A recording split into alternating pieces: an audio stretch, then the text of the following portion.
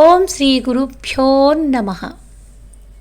ఈరోజు ఒక అద్భుతాన్ని చూద్దాం. భగవాన్కి ప్రతిరోజు భిక్ష తెచ్చి పెడుతూ ఉంటుంది కదా హెచ్ఎంఆల్. ఇది అందరికీ గుర్తుంది కదా. మిగతా వాళ్ళు ఏంటంటే తెచ్చినప్పుడు తెచ్చేవాళ్ళు, లేనప్పుడు లేకుండా ఉండేవాళ్ళు. ఒక్కోసారి 10 మంది తెచ్చిన రోజులు ఉన్నాయి, ఒక్కోసారి ఒక్కళ్ళు కూడా తీసుకురాకుండా ఉన్న రోజులు ఉన్నాయి. హెచ్ఎంఆల్ మాత్రం ప్రతిరోజు తీసుకొస్తూ ఉంది భిక్ష. భగవాను, పరిచారకులు, అక్కడ ఉన్నటువంటి భక్తులు భిక్షకు ఎంత తెస్తే అంత అందరూ సమానంగా తీసుకునేవాళ్ళు. తమకొక మెతుకు ఎక్కువ పెట్టినా సరే ఒప్పుకునేవాళ్ళు కాదు భగవాన్. అలా పెట్టారా ఆ పూట భోజనం చేసేవారే కాదు. అందుచేత భక్తులకి, పరిచారకులకి భగవాన్ ఎడల ఎంత ప్రత్యేకత చూపించాలని ఉన్నా మొదటికే మోసం వస్తుందని జడిసి ఊరుకునేవారు. ఒకరోజు భిక్ష ఎక్కువగా వస్తుంది, ఒకరోజున అసలే రాదు. అందుచేత భగవాన్ పరిచారకులు రోజు ఊళ్ళోకి భిక్షకు వెళ్ళడం మొదలుపెట్టారు. భగవాన్ పరిచారకులని తెలిస్తే అందరికందరూ భిక్ష పెట్టేవాళ్లే, చాలా ఇష్టంగా. ఇది కనిపెట్టి ప్రతి బైరాగి, ప్రతి సన్యాసి భగవాన్ పరిచారకుడుననే చెప్పుకొని భిక్షాటం చేయటం మొదలుపెట్టారు. ఈ దొంగ సన్యాసుల నాటకం పెరుమాళ్ స్వామి కనిపెట్టాడు. కనిపెట్టి వీళ్ళ ఆట కట్టించాల్సిందే. భగవాన్ దగ్గరికి వెళ్ళి కూర్చొని, స్వామి మాకొక గీతం రాసివ్వండి, ఆ గీతాన్ని పాడుకుంటూ భిక్షకు వెళతాము అని అర్థిస్తూ అడిగారు.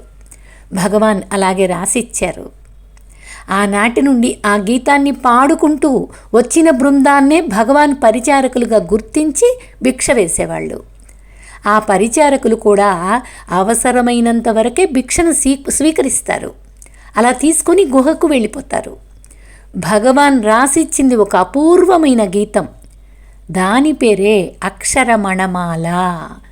అద్భుతంగా ఇప్పుడు కూడా తిరువణ్ణామలలో రమణ మహర్షి ఆశ్రమంలో ప్రతిరోజు పారాయణ చేస్తారు. ఇది అద్భుతమైన ఆత్మబోధ తత్వం. ఇది తమిళ్లో ఉంటుంది, కానీ మనకి తెలుగులో రాశారు, తెలుగులో కూడా రాశారు. అద్భుతంగా ఆ తత్వబోధ వినొచ్చు.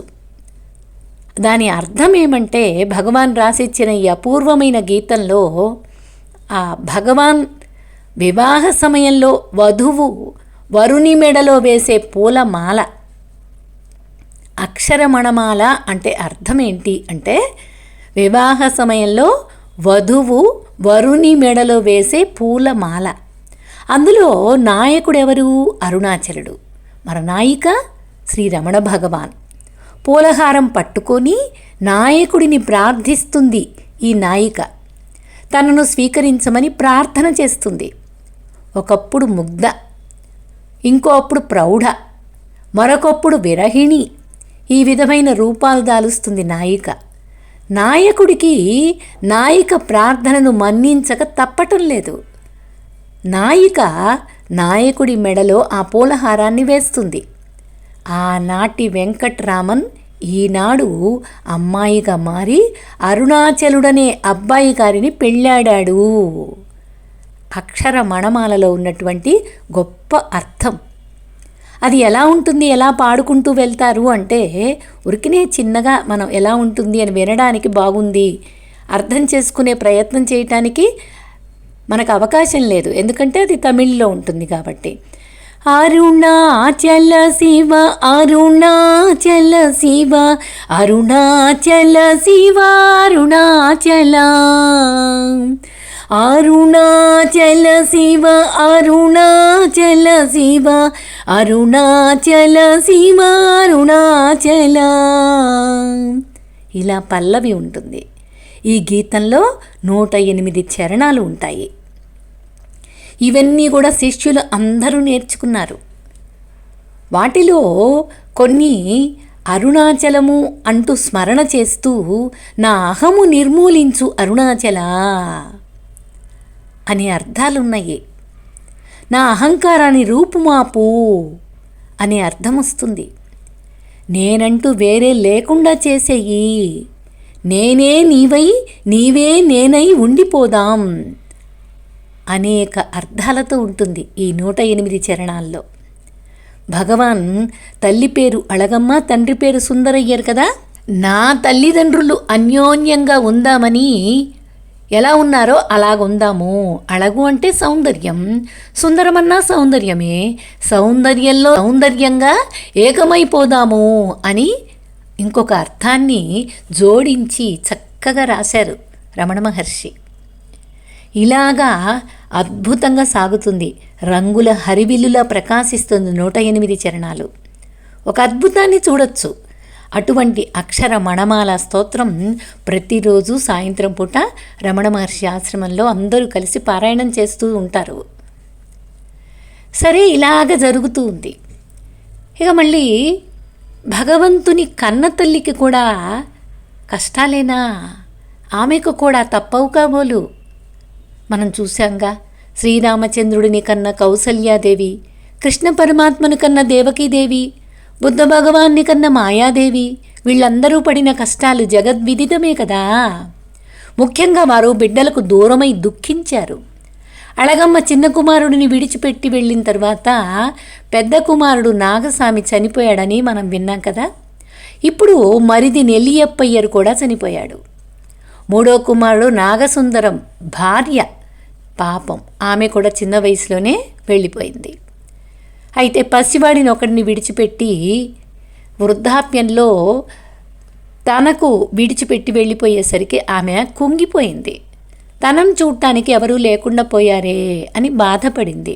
నాగసుందరం ఉన్నాడు, కానీ పాపం బాధలో ఉన్నాడు, భార్య పోయిన బాధలో ఉన్నాడు, పసివాడిని చూసుకోలేకపోతున్నాడు. మరి అళగమ్మ తోడుకోడలు జానకమ్మ అంటే నెల్లియప్పర్ భార్య, ఆమె వృద్ధురాలైపోయింది.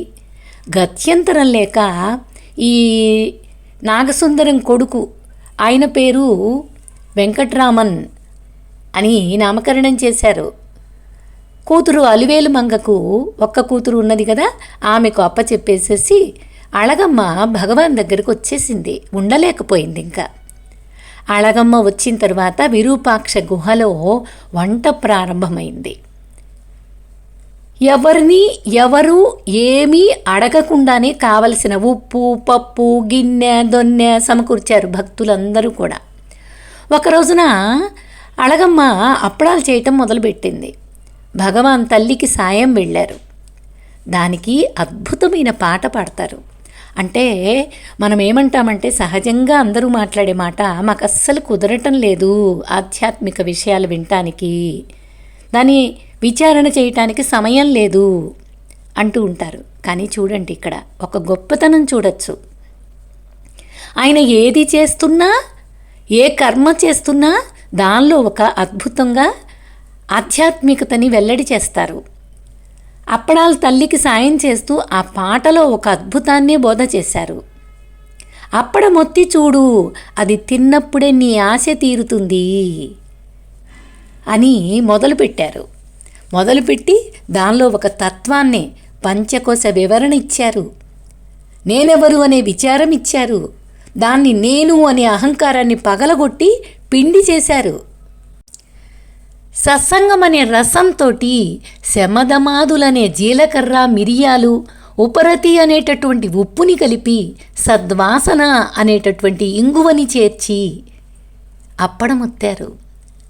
ఈ చిత్తంలో అనేకమైనటువంటి భ్రమలు, భయంకరమైనటువంటివి చోటు చేసుకొనున్నాయి, దాచుకొనున్నాయి. దాన్ని దృష్టితోటి, రోకటితో దంచేసేసాయి. అంటే నీ లోపల దృష్టి పెంచుకో, అవి నాశనమైపోతాయి. ఇలాగా ఒక అద్భుతాన్ని జోడించి ఆ పాట పాడుతూ, అప్పడాలు ఒత్తుతూ, తల్లికి సాయం చేస్తూ దానిలో ఒక ఆత్మబోధని నింపేశారు. ఇలాగా తోడుగా ఉన్నాడు. అళగమ్మ ఇంత చెప్తున్న అళగమ్మకి భగవాన్ దగ్గర ఉంటున్నా సరే, ఆమెకు తన మూడో కొడుకు ఆఖరివాడు కదా నాగసుందరం మీద ధ్యాస పోతూనే ఉంది. పాపం భార్య పోయింది, ఒంటరివాడైపోయాడు, ఎలా ఉంటున్నాడో ఏమో అంటూ ఉంటుంది మాటిమాటికి. సరే, అందరూ వింటుంటారు, అక్కడే ఉంటారు కదా భక్తులందరూ. భగవాన్ భక్తుడు ఒక ఆయన మానామధురలో నాగసుందరాన్ని కలుసుకోవడం జరిగింది. ఆ తటస్థించినప్పుడు, మీ అమ్మగారు నిన్నెప్పుడు తలబెడుతూ ఉంటారు, వృద్ధురాలైపోయింది కదా, పాపం తన అవసాన సమయంలో కుమారులు ఇద్దరు దగ్గరుండాలని కోరుకుంటున్నారు, పోనీ నువ్వు కూడా అక్కడికే వెళ్ళరాదా, ఒంటరివాడివైపోయావు, ఇక్కడేం చేస్తావు అని చెప్పాడు. నాగసుందరానికి కూడా జీవితం దుర్భరంగానే ఉంది కాబట్టి, ముఖ్యంగా భార్య పోయి కొడుకు పసివాడు తన చెల్లెల దగ్గరున్నాడు, బొత్తిగా ఏకాకైపోయాడు. ఇప్పుడు తల్లికి కూడా తన మీద బెంగగా ఉన్నట్టు తెలుసుకున్నాడు. ఇంకా కాలయాపన చేయకుండా తిరువణ్ణామలై చేరిపోయాడు. తల్లిని చూశాడు, తృప్తి కలిగింది, ఆమె హృదయం కూడా చల్లబడింది.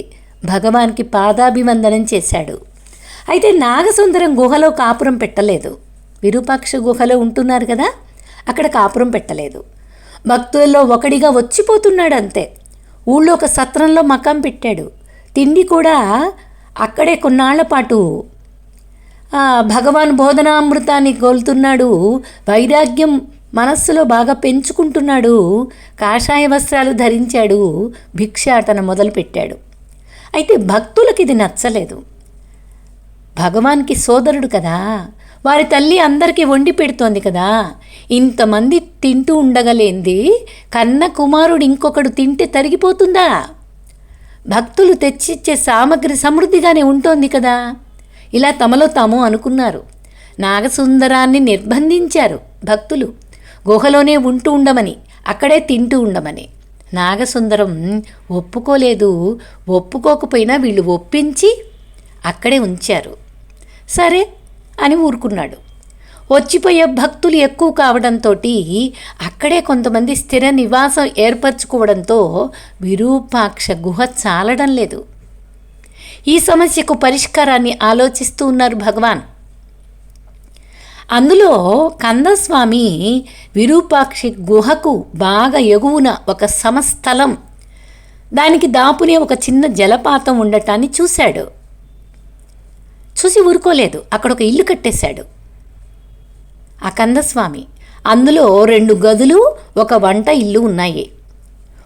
మరి ఆ ముందర నీడనిచ్చే ఒక మహావృక్షం ఉంది. గొప్పగా తయారైంది మొత్తం మీద. దీనికి స్కందాశ్రమం అని పేరు పెట్టారు. ఈ పేరు పెట్టడానికి 2 కారణాలున్నాయి. ఒకటి, భగవాన్ స్కందుని అవతారం కాబట్టి, అంటే కుమారస్వామి అవతారం కదా. ఇతరులు కొంత సహాయం చేసినా కందస్వామి సంస్కృతంలో స్కందస్వామి, ఎనలేని శ్రమ కోర్చి నిర్మించారు కాబట్టి రెండింటినీ దృష్టిలో పెట్టుకొని భగవాన్ రమణ మహర్షి స్కందాశ్రమం అనే పేరుని చక్కగా నామకరణం చేశారు ఆ ఆశ్రమానికి. ఇక భగవాన్ మకాం స్కందాశ్రమానికి మారింది. భగవాన్తో పాటు భక్త బృందమంతా కూడా చేరారు అక్కడికి. విరూపాక్షి గుహ ఖాళీ అయిపోయింది. అయినా ఆ గుహని, భగవాన్ తపస్సు చేసిన ఇతర స్థలాలను ఈనాటికి భక్తులు దర్శిస్తూనే ఉన్నారు. వీటినే కాదు, భగవాన్ జన్మించిన తురిచ్చుళిలోని సుందర మందిరం, భగవాన్ మృత్యానుభవాన్ని పొందాడు, గుర్తు చేసుకుందాం. మృత్యుంజయుడైన మధురలోని రమణ మందిరం, ఇవి కూడా యాత్రా స్థలాలయ్యాయి. అందరూ వీటిని అద్భుతంగా దర్శిస్తూ ఉన్నారు ఇప్పటికీ. అయితే అంతవరకు సరిపోతుందా? కాలు పెడితే పుణ్యం వస్తుంది, అరుణాచలం వెళ్తే అరుణాచలేశ్వరుని దర్శిస్తే మోక్షం వస్తుంది, రమణ మహర్షిని చూస్తే జన్మ ధన్యమవుతుంది. ఇవి చాలా. రమణ మహర్షి ఏమి చెప్పాడు? అటువంటి బోధను మనం వినద్దా? ఆచరణ చెయ్యొద్దా? ఏం చెప్పాడు రమణ మహర్షి? నేనెవడను అది తెలుసుకోమని బోధ చేశాడు. ఆ ప్రయత్నం మనం ఆ వైపుగా మన ప్రయాణం సాగద్దా? ఆచరించడానికి ప్రయత్నం చెయ్యొద్దా? అలా ప్రయత్నంలో ఒక భాగంగా ఇంకా మహర్షి ఏం చెప్పారు అని వినడానికి ఆసక్తిగా, కుతూహలంగా ఎదురు చూస్తూ సాగుతూ ఉందాం. ఓం తత్సత్.